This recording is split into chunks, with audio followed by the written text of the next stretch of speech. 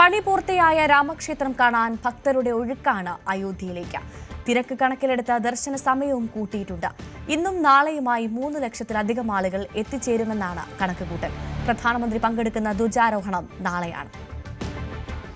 വലിയ സുരക്ഷാ വലയത്തിലാണ് അയോധ്യ എന്ന് പറയേണ്ടി വരും. അതായത് ഒരു 3 ടയർ സിസ്റ്റം ഇവിടുത്തെ സുരക്ഷയ്ക്കായി ഇതിനകം ഒരുക്കിയിട്ടുണ്ട്. കേന്ദ്ര സേനകളുടെ സാന്നിധ്യം തൊട്ടടുത്ത് തന്നെ കാണാം. കൂടാതെ ആന്റി ടെററിസ്റ്റ് സ്ക്വാഡിന്റെ നേതൃത്വത്തിൽ മറ്റൊരു സംഘം ക്ഷേത്രത്തിന് ചുറ്റും സുരക്ഷാ വലയം തീർത്തിരിക്കുന്നു.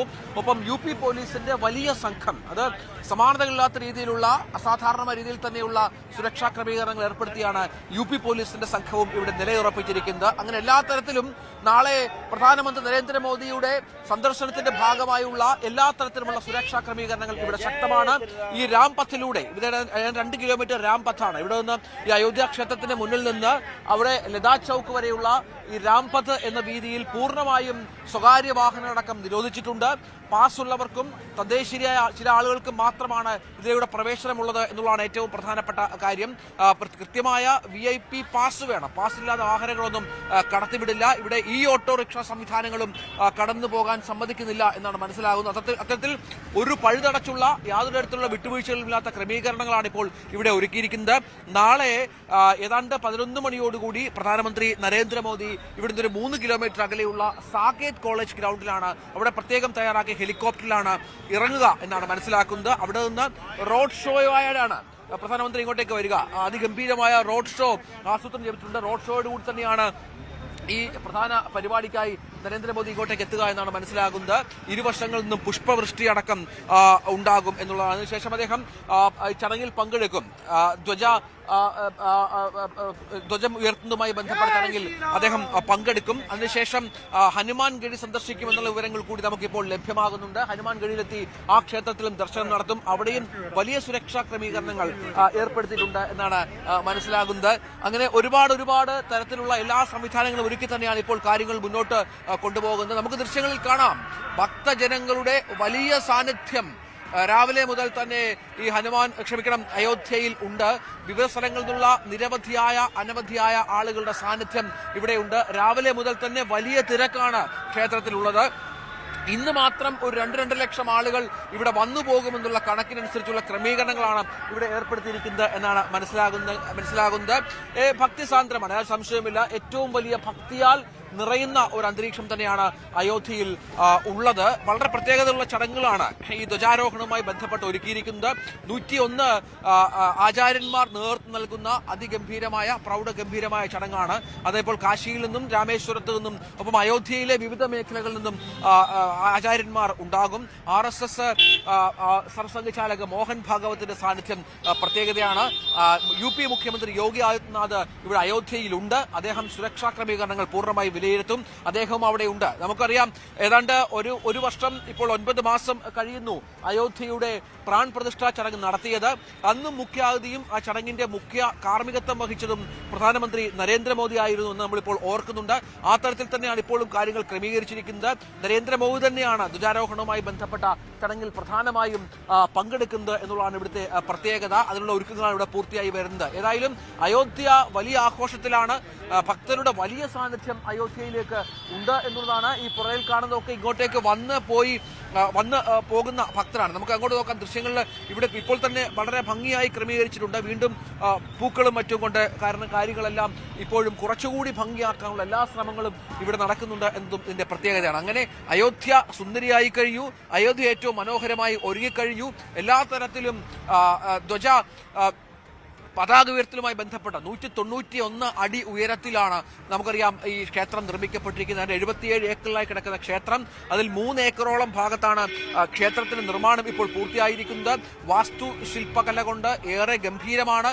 1000 വർഷം വരെ നിലനിൽക്കുന്ന തരത്തിലുള്ള ക്രമീകരണങ്ങൾ ആണ് ഏർപ്പെടുത്തിയിരിക്കുന്ന ക്ഷേത്രവുമായി ബന്ധപ്പെട്ട്. അങ്ങനെ എല്ലാ തരത്തിലും വലിയ തോതിലുള്ള സംവിധാനങ്ങൾ ഒരുക്കി സംസ്ഥാനത്തെ, രാജ്യത്ത് തന്നെ ഏറ്റവും വലിയ തീർത്ഥാടക കേന്ദ്രമായി മാറുന്ന ഒരു ക്ഷേത്രമായി അയോധ്യ മാറിക്കഴിഞ്ഞു. അത്രത്തോളം വലിയ പ്രത്യേകത കൂടി അയോധ്യയിലുണ്ട് എന്നതുകൂടി ചേർത്ത് വെക്കണം. ഏതായാലും അതിഗംഭീരമായ വലിയ തോതിലുള്ള സുരക്ഷാ ക്രമീകരണങ്ങളൊക്കെ ഏർപ്പെടുത്തി തന്നെയാണ് ഇവിടെ കാര്യങ്ങൾ മുന്നോട്ട് കൊണ്ടുപോകുന്നത് എന്നുകൂടി ഇതിനോട് ചേർത്ത് വെക്കണം. പ്രശാന്ത് മംഗലശ്ശേരിക്കൊപ്പം രഞ്ജിത് രാമചന്ദ്രൻ, അയോധ്യ.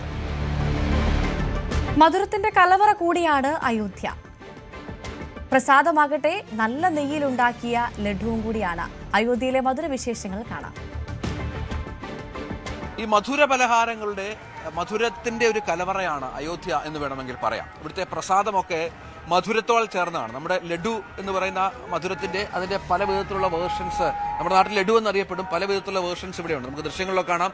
വളരെ കളർഫുള്ളാണ്, മനോഹരമാണ്, അതുപോലെ തന്നെ മധുരതരവുമാണ്. വളരെ ടേസ്റ്റുള്ള മനോഹരമായ നെയ്യിൽ തന്നെ നിർമ്മിക്കുന്ന വിവിധ തരത്തിലുള്ള പലഹാരങ്ങൾ, മധുര പലഹാരങ്ങളാണ് ഇവിടെ. ഹനുമാൻ ഗഡിയിലായാലും തൊട്ടപ്പുറത്ത് അയോധ്യയിലായാലും ശ്രീരാമനൊക്കെ ആയാലും ഇഷ്ടമുള്ള കാര്യങ്ങളാണ് എന്ന് പറയും അദ്ദേഹം. നമുക്ക് ഇതിന്റെ സവിശേഷതകളിലേക്ക് ഒന്ന് പോകണം. അത് വളരെ പ്രധാനപ്പെട്ട, വളരെ വർഷങ്ങളായി ഇവിടെ മധുര പലഹാരങ്ങൾ അതിന്റെ പ്രസാദമൊക്കെ കച്ചവടം ചെയ്യുന്ന ഒരാൾ എൻ്റെ കൂടെ തന്നെ. आपका नाम क्या है? हमारा नाम भरतलाल गुप्ता है। भरतलाल गुप्ता। हाँ। कितना साल हो गया इधर? हमारे 99 वर्ष, मेरा 92 वर्ष है। हाँ। ये धरती जो है आज की नहीं है। राजा दधी, राजा मनु, राजा भरते सभी सबकी धरती है ये। अयोध्या प्राचीन है। अयोध्या कभी मिटने वाला नहीं है, यही रहेगा। हम लोग मिट जाएंगे मगर नहीं रहेगा। ये सब भगवान प्रसाद है ना? ये हनुमान जी का प्रसाद है। यहाँ लड्डू चढ़ता है। हाँ। और इसका सविशेषता क्या है प्रसाद का? लड्डू मोती वो क्या बेसन लड्डू बनता है, शुद्ध घी का लड्डू बनता है, चने का बेसन का, शुद्ध घी से शुद्ध घी का बनता है। बहुत अच्छा लड्डू बनता है। यहाँ से अच्छा कोई नहीं है। और ये जो देख रहे हैं मंदिर, ये प्राचीन मंदिर है। अयोध्या राजा का प्राचीन मंदिर है, हनुमान जी का। डिफरेंट अलग अलग वेराइटीज है। अलग अलग वैरायटी। देखिए ये गरी के लड्डू है, ये मलाई के लड्डू है, ये बेसन लड्डू है, ये खोए का पेड़ा, दूध का पेड़ा है। वो क्या है? ये दूध का पेड़ा है, दूध का पेड़ा। अच्छा। ये मलाई के लड्डू है। ये ये सफेद वाला गरी के लड्डू है। अच्छा। नारियल नारियल नारियल से बना। और वो सब दूध का, ये सब यही है। उसका डिफरेंट कलर्स है ना? हाँ, उतना है। बहुत चलता है। हाँ चलता है, सब चलता है। जो चीज आप देख रहे हैं सारा चीज चलता है। यहाँ कोई दूसरा चीज नहीं है। हाँ, और शुद्ध बढ़िया। अब आप लड्डू खाइए हमारे तरफ से, तब कुछ करिए। देखो ये बहुत भक्त आता है ना, ये राम मंदिर बनाने के बाद तो बहुत लोग इधर आता है। हनुमान गढ़ी में भी बहुत आता है। हनुमान गढ़ी ही प्राचीन है, राम मंदिर प्राचीन है, सरजू मैया प्राचीन है, हनुमान जी प्राचीन है। ये प्राचीन है, इसको कोई बता नहीं सकता कब का है। ये देख रहे हैं ये मंदिर, राजा अयोध्या का मंदिर है। इसका नाम है राजद्वार। इसको देखिएगा जरूर, फोटो खींचिएगा, ये चीज मिलेगा नहीं आपको।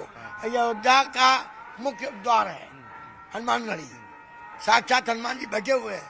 हाँ, इसमें कोई दो राय नहीं है। सब भक्त को ये भी पसंद हो। आया यही है, हनुमान जी का पसंद लड्डू का ही है, और कोई चीज का नहीं है। लड्डू है और ये माला, बड़ा माला, बड़ा माला। ए माला दिखाओ। देखिए माला जो श्रृंगार होता है वो बड़ा माला, बड़ा माला। ओके एक छोटा वाला पीस मुझे दे दो। नहीं, हमने खाना ही एक नहीं देते हैं। दो खाइए। ഓ अच्छा। അപ്പൊ നമുക്കും അദ്ദേഹം ഒരു പ്രസാദമായി. Thank you sir. बैठना है? अच्छा बैठ कर खाएंगे। अच्छा അപ്പം നല്ല ശുദ്ധമായ നെയ്യിൽ ഉണ്ടാക്കിയ മനോഹരമായ പ്രസാദം, നല്ല രുചികരമാണ്. Thank you sir. അപ്പം അതാണ് ഇവിടുത്തെ ഏറ്റവും വലിയ പ്രത്യേകത. വീണ്ടും ഇവർ ഈ പലഹാരങ്ങൾ, ഇത് ലഡു അടക്കമുള്ള മധുരപലഹാരം നിർമ്മിച്ചുകൊണ്ടിരിക്കുകയാണ്. എല്ലാത്തിനും വളരെ ചെലവുണ്ട് കേട്ടോ. വൈകുന്നേരം ആകുമ്പോഴത്തേക്ക് ഇതൊക്കെ കാലിയാകും, ഭക്തർ വാങ്ങും, പ്രസാദമായി വാങ്ങി മടങ്ങുകയും ചെയ്യും. അപ്പോൾ പ്രശാന്ത് മംഗലശ്ശേരിക്കൊപ്പം രഞ്ജിത്ത് രാമേന്ദ്രൻ, അയോധ്യ.